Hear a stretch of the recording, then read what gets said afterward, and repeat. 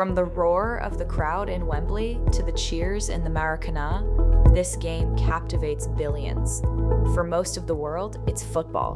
But across the Atlantic, and in a few other places, it's soccer. Why the split? And where did this curious word soccer even come from? Today, the debate often feels like a cultural clash, but the true story is a fascinating journey through linguistic evolution and the very birth of organized sport.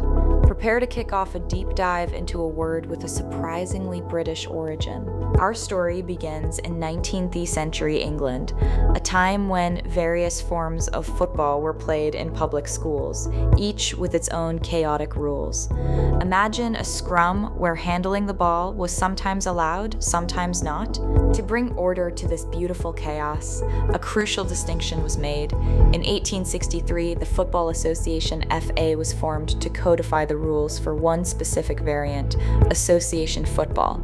This was the game played primarily with the feet. Around the same time, another prominent variant, played largely by handling the ball, gained its own formal rules and became known as rugby football, after the rugby school where it originated. So we had association football and rugby football, but long names weren't suited for casual banter among students, and this is where the famous Oxford adder suffix comes into play.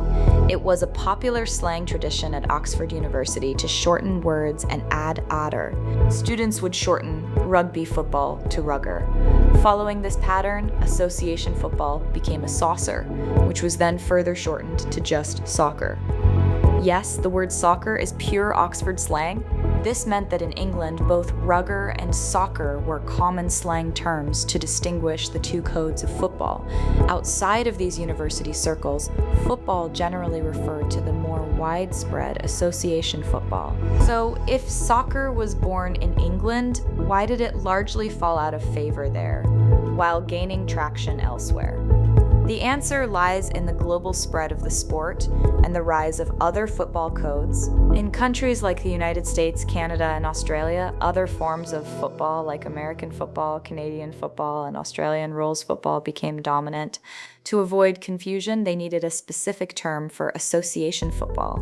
And soccer was the perfect word, already existing and ready to be adopted. It clearly distinguished the game of kicking from the game of carrying and throwing the ball. Ironically, the term soccer was actually quite common in Britain itself until the mid-20th century.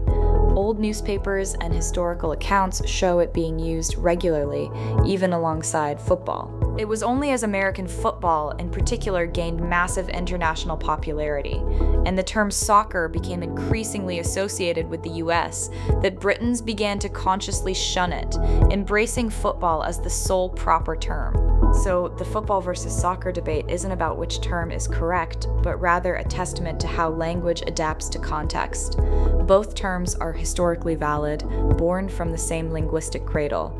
The word soccer is not an American invention, but a relic of British university slang, exported and recontextualized. It's a linguistic fossil that tells a story of sporting invention and cultural exchange. Next time you hear soccer or football, remember the tangled threads of history, the academic slang, and the global journey that shaped a simple word into a worldwide debate.